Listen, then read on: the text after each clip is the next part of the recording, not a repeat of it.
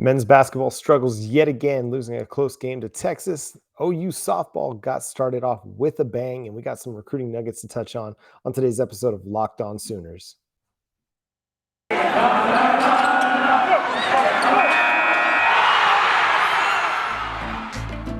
You are Locked On Sooners, your daily podcast on the Oklahoma Sooners, part of the Locked On Podcast Network, your team every day.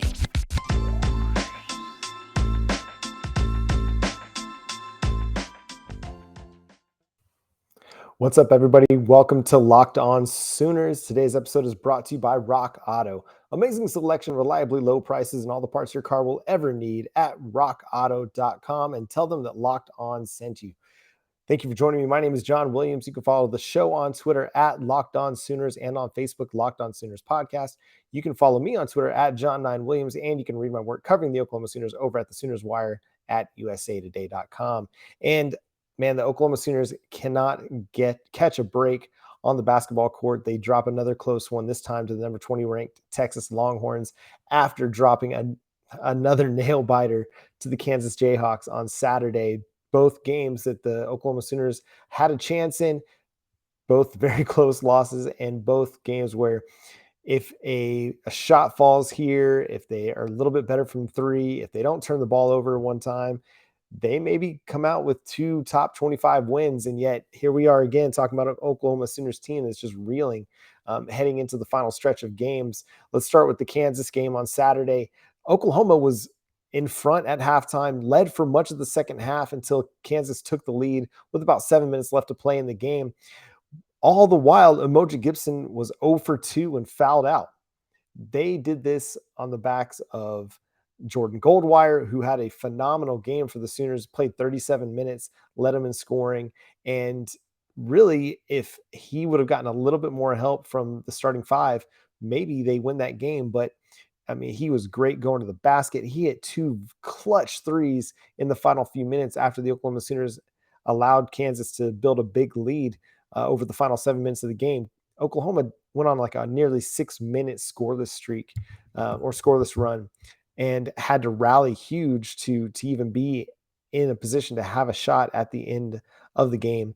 And Jordan Goldwire's shot at the buzzer just came up short on the rim. But when the dude plays 37 minutes and is distributing the ball, facilitating the ball, driving to the rim, busting his tail on defense, you're not going to necessarily have the most energy for a final shot like that. And that's probably why it ended up coming up short. It's disappointing in that this team seems to have enough talent to build leads against good teams. They had a 15-point win against Texas Tech just last week and then weren't able to follow that up. I mean, Emoji Gibson had a great game just a week ago, 30 points. And then against Kansas, he just gets completely shut out, taken out of the game, fouls out of the game, and is a non-factor for the Oklahoma Sooners. But they're able to get, good performances out of Elijah Harkless, out of Tanner Groves, Jacob Groves off the bench. They shortened the bench in the Kansas game. Only a couple players had double-digit minutes from the bench. But, I mean, Kansas is Kansas. They're a great team. There's a reason the Sooners haven't won at Allen Fieldhouse in decades. It's because it's a great basketball team and a very difficult place to play. But this was the chance. This was the opportunity that the Oklahoma Sooners needed to have to pull out a win and potentially put themselves in position to make the NCAA tournament. And then you follow that up with a loss to Texas in a game that was another tight game that the Oklahoma Sooners very well could have won, except for some turnovers down the stretch in overtime.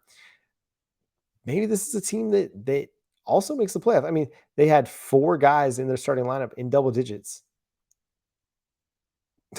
I mean, what more can you ask for? Except they just weren't able to make the play down the stretch to tie the game again in overtime or to win the game in regulation. But, Elijah Harkless has a pretty solid game, goes 6 of 13 from the field, including 1 of 6 from 3-point range. I get that, you want him taking open shots, but I don't think he needs to be shooting so much from 3-point range. Emoji Gibson had a great bounce back performance, goes 5 of 7, 4 of 6 from 3.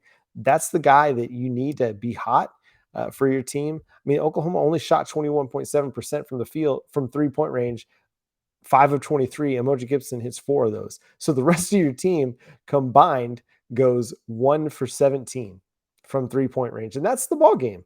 That really is. You compare that to Texas, who shot 36.4% from 3-point range. They only shot 11 threes. Oklahoma shot 23 and weren't nearly as good at it. They weren't efficient at it. And that changes the game. I mean, a poor shot selection here, settling for a 3 there, and that can lose you a basketball game.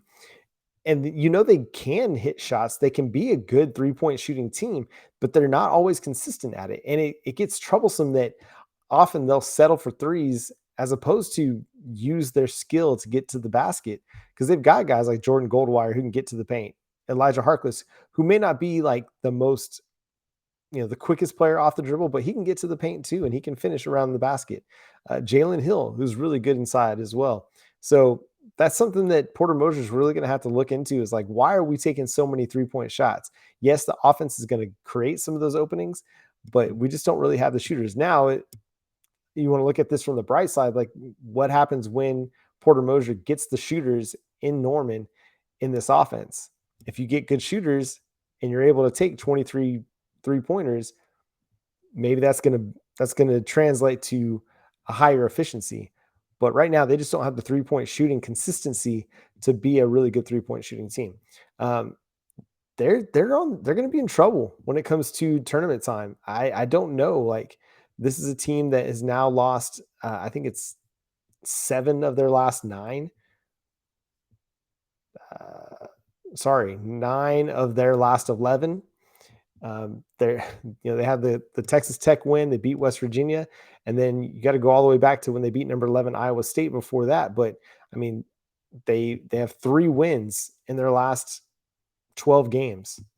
That's not going to do it. That's not going to cut it for them.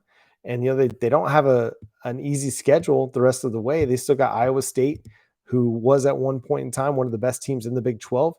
That's going to be a tough test coming up this weekend. And then you got Texas Tech, number 11 Texas Tech after that in Lubbock, who is going to be looking for redemption after the upset lost just last week in Norman. Then you follow that up with the Bedlam matchup against Oklahoma State. Then you have West Virginia and then at Kansas State to close out the regular season. And you start to wonder, like, is this team going to be able to do enough over the final few weeks of the season and in the Big 12 tournament to punch their ticket to the NCAA tournament? It's going to be interesting to kind of follow and to see. If they don't get more consistent 3-point shooting, I have a hard time seeing it. Or if they just minimize the number of 3-point attempts that they take and really work on getting the ball to the basket in the paint, trying to finish at the rim, taking higher percentage shots, then this is a team that can make some noise down the stretch. But if you're going to settle for 23 threes while your opponent only shoots 11 because they're getting to the basket, then you're probably going to have a hard time winning basketball games, especially if it's not your best 3-point shooter taking all those shots. Emoji Gibson takes 6. Like, that's nearly, or a little bit less than, or a little bit more than 25% of the team's 3-point attempts. So the rest of the team's going to have to step up. If they're going to shoot 17 threes, they're going to have to shoot better than that. Coming up next, let's talk about something positive. Oklahoma softball got started over the weekend, and man, they picked up right where they left off. But first, I'm going to talk to you about BetOnline. Football season might be over, but basketball is full steam ahead for both pro and college hoops. And for all the latest odds, totals, player performance props to where the next fired head coach is going to land, BetOnline.net is the number one spot for all your sports betting needs. BetOnline remains the best spot for all your sports scores, podcasts, and news this season. And it's not just basketball. BetOnline.net is your source for hockey, boxing, UFC, and even Olympic coverage and information. I know I've enjoyed watching the figure skating, even with my wife. The speed skating has been a blast, and I love hockey. So watching USA hockey has been phenomenal. So head to the website today. Use your mobile device to learn more about the trends and action. That's BetOnline, where the game starts. And man, Oklahoma softball, the 2021 national champions, getting ready to, or on the road to defending the 2022 or their 2021 national championship in 2022. they just picked up right where they left it, just smashing teams. They opened the season on last Thursday with a 14-0 win over UC Santa Barbara, a run rule win, 5 innings, perfect baseball, or perfect softball rather, pitched from their starter Jordy Bahl and Hope Troutwine, and Nicole May had a great 5 innings pitched combined for a perfect game. And then they followed that up in the Mark Campbell Invitational with 4 straight wins. They beat Loyola Marymount 5-0.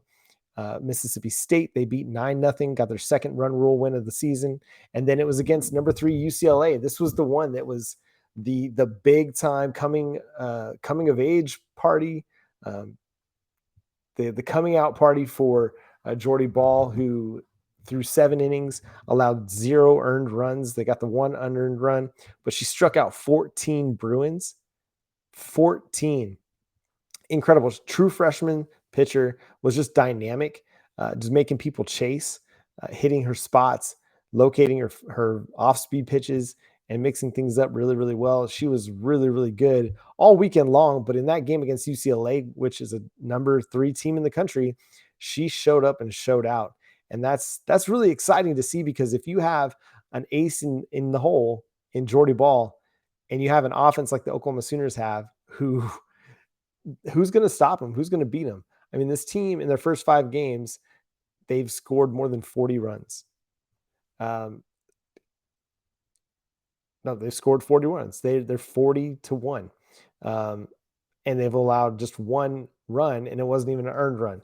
They've just been really, really good to start the season. And it's been from the top of the lineup. Tiara Jennings got the season started off with a home run. She's had multi-home run games twice this season, leads the Sooners in slugging percentage. Jocelyn Allo, looking to be another National Player of the Year winner. She's had a great start to the season as well. And they're just doing what they do.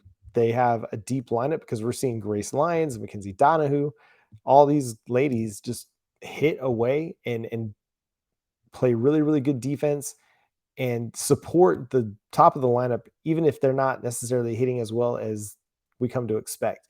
It's a deep roster and a deep lineup, and it's going to be a lot of fun to watch. I hope you're getting a chance to tune in. Make sure you maybe go to ESPN Plus, check it out. A lot of these games have shown up on Flow Softball, I think is what it's called. Flow Softball. It's a streaming service for softball games.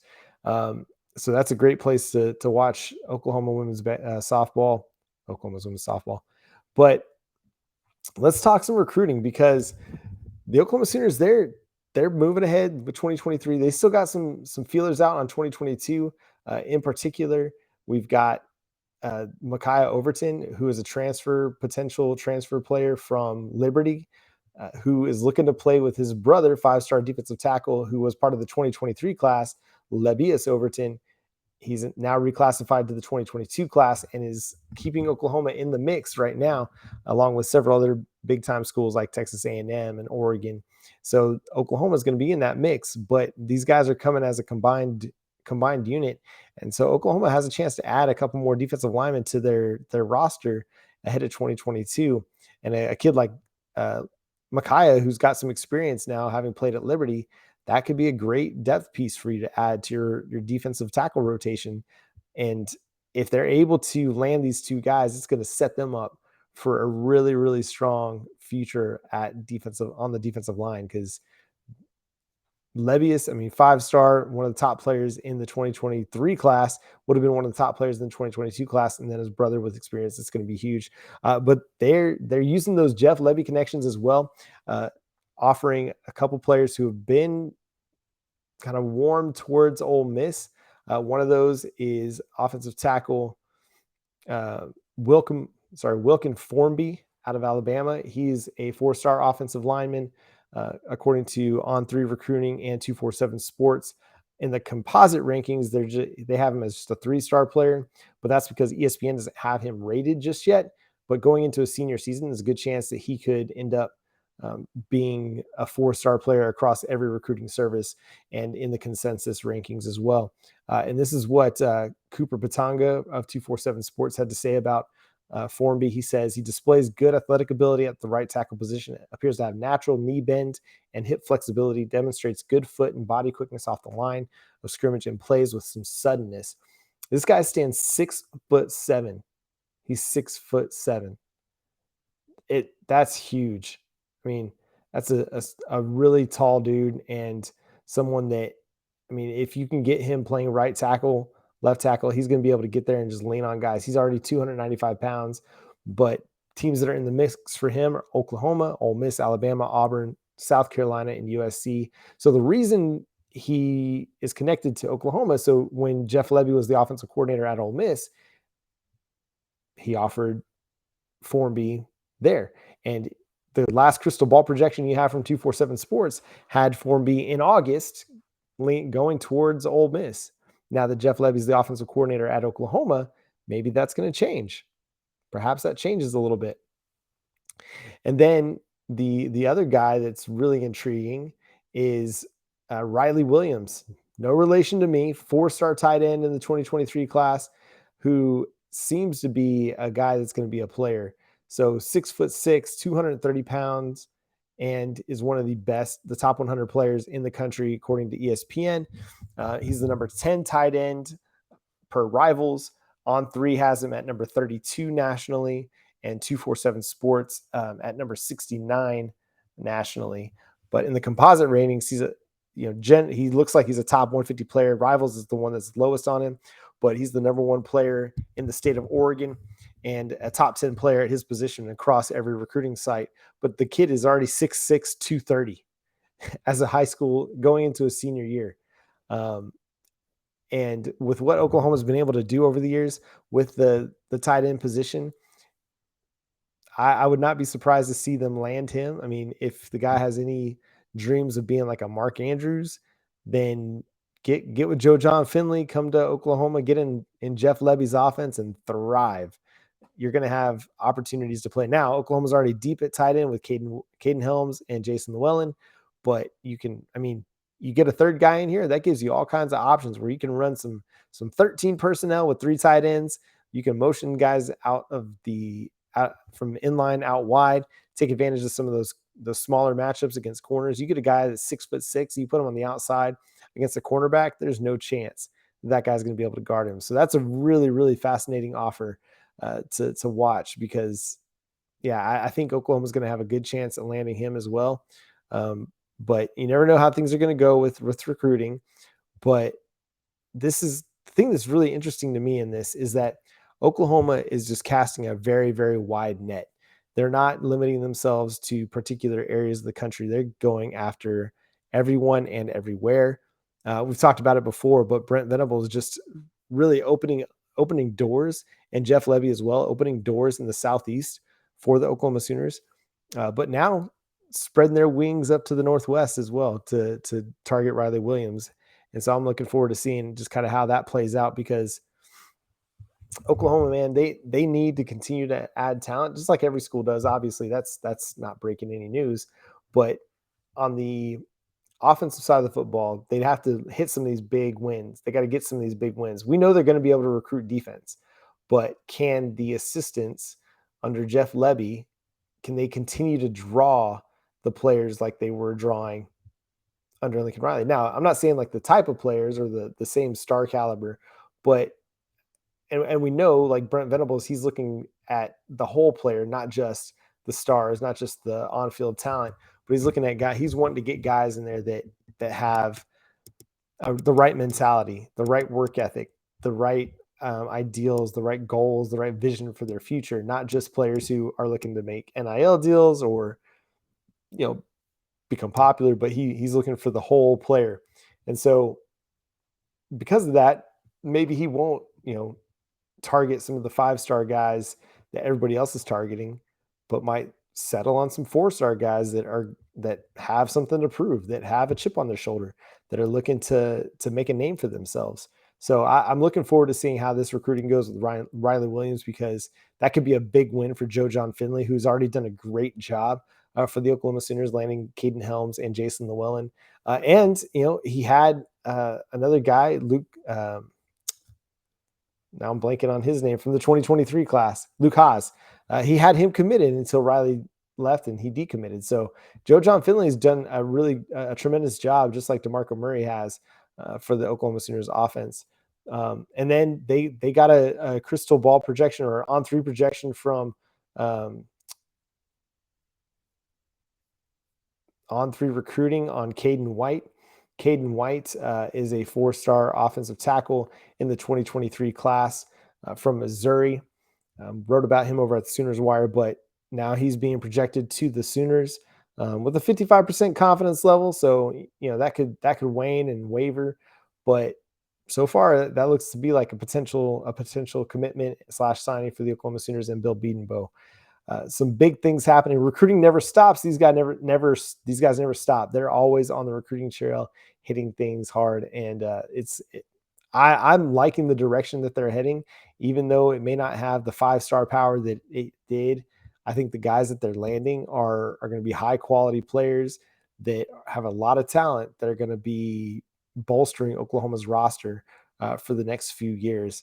That 2023 class already has Jackson Arnold, the top quarterback in Texas, Joshua Bates, one of the best interior offensive line players in the country in 2023. That's a fast rising player. He's only 3 stars right now, but he's on the rise to Ashton Cozart, a 4-star player out of Texas as well.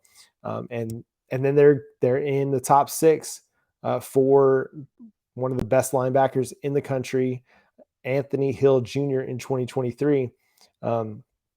This is a guy that is ranked as a 5-star player. He's rated as the number 1 linebacker across every recruiting service except for On3 recruiting, but the On3 consensus has him as the number 1 player.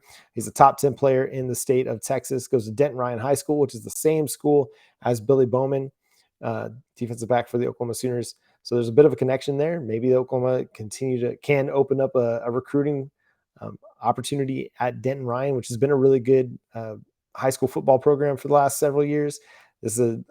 Can they create that floodgate, that recruiting option there at Denton Ryan? They're not slowing down. They're keeping the momentum going from finishing with a really, really strong 2022 recruiting class. And coming up next, I want to talk about something that College Football News did, how they ranked the teams in the college or the coaches poll and who came out on top.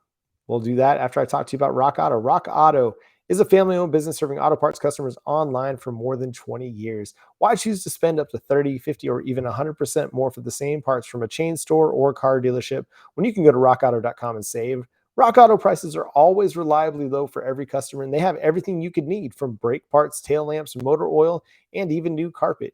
So go explore their easy-to-use website to find the solution to your auto parts needs today. So go to rockauto.com right now and see all the parts available for your car or truck, right? Locked On in their How Did You Hear About Us box, so they know that we sent you. Amazing selection, reliably low prices, and all the parts your car will ever need at rockauto.com. And now, so over at College Football News, about a month ago, they put out a list of the all-time AP rankings, and the Oklahoma Sooners came up number 1 in that ranking, with a lot of top 5s. And basically the way they ranked it was, if you were the number 1 team in the nation that year, you got 25 points. Number 2 got 24. Number 3 got 23, and so on and so forth. Down to number 25 team, you get 1 point. There was no weight given to national championship winners.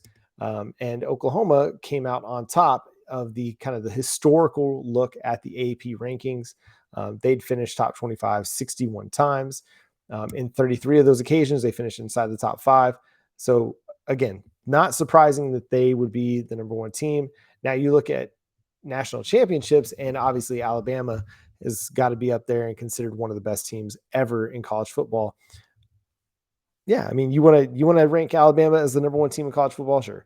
But based on the way that College Football News is breaking down these rankings, in the AP poll, Oklahoma was number 1, and in the coaches poll, Oklahoma was number 1, tied for first with the Ohio State Buckeyes. Now, one thing that's obviously a little bit disconcerting, that you look at every team inside the top 5, aside or the top 3 really, and Alabama and Ohio State have national championships more recently than the Oklahoma Sooners. Oklahoma, of the teams in the top 10, Oklahoma has a more recent national championship than Notre Dame, than Michigan, than Nebraska, than UCLA, than Penn State. Sorry, UCLA is not in the top 10. But so, like, there's 4 teams inside the top 10 that have a national championship that's further out than Oklahoma's national championship win in 2000. But, it's just fascinating. Like, and really, this is to say, like, Oklahoma doesn't go away. There's been a lot made of what Oklahoma is going to look like now that Lincoln Riley's gone. And all you got to do is go to a place like College Football Reference by Sports Reference. And all you got to do is look at the history of the Sooners and how few down years they've had, how few losing seasons that they've had. I mean, the 90s, the John Blake era, the Howard Schnellenberger, seasons, like, those weren't great seasons, but those were pretty isolated incidents for Oklahoma Sooners football. This is a team that finishes ranked. They usually finish, like, the floor for Oklahoma is like 8 wins historically. They're usually a 10-win team threatening for, a national championship, or at least in contention. And even if they end up with a couple losses, they're still going to go to a high quality bowl game, and they're going to likely win their bowl game. So the predictions of Oklahoma's demise are very unreasonable. They're unrealistic. They're irrational. Just because Lincoln Riley left. Like, Lincoln Riley was a good coach, and I know I might get killed for saying that. I think he was a good coach. Potentially, he was even a great coach. They had some good seasons with Lincoln Riley. However, as we've said and as we've heard many people say, Bob Stoops, Joe Castiglione, Joseph Harris, Oklahoma is more than just one person. And this is a team that through the years, whether it was when Bud Wilkinson left or Barry Switzer left, I mean, they might have had some down years after Barry Switzer left, but they recovered. And Bob Stoops took them to national championship and took them to glory. And this team is in a much better position now than it was when Bob Stoops took it over. So I have no doubt in my mind that Oklahoma is going to contend for the Big 12 championship in 2022, and potentially contend for a college football playoff spot. Are there going to be games that, Oklahoma is going to be tested in? Absolutely. Are there games that they might lose? Yeah. I mean, when was the last time Oklahoma went undefeated throughout a season? It's been 22 years. So I'm not sitting here predicting that Oklahoma is going to go undefeated or that they're not going to lose multiple games. But I am going to say, like, this is a team that can still win their conference and contend for a college football playoff spot. Despite the losses that they've had in the transfer portal, despite the players going to the NFL, they're a team that's still pretty well set up to contend this year in the Big 12. And I think defensively, they're going to be tougher than they might have been. They're going to be much more difficult to run on than they have been in years past, in recent years. And you still got a secondary that's going to be really, really good, but that's got a lot of experience that's deep. And despite Mario Williams leaving and Jaden Hazelwood leaving and Jeremiah Hall going to the NFL, you still got Theo Weezer, Marvin Mims catching balls on the outside. And you still got a very capable quarterback in Dylan Gabriel. He might not have had the stars that Caleb Williams or Spencer Rattler had, but he's got a lot more experience, and he's thrown a lot more passes in college football than those guys have. And that counts for something. That matters. And I'm excited, man. Spring ball can't get here fast enough. Already looking forward to the 2022 college football season, but it's going to be a lot of fun watching the OU softball team as well, look to defend their national championship and go back to back. But that's going to do it for today's episode of Locked On Sooners. Thanks so much for subscribing to the show.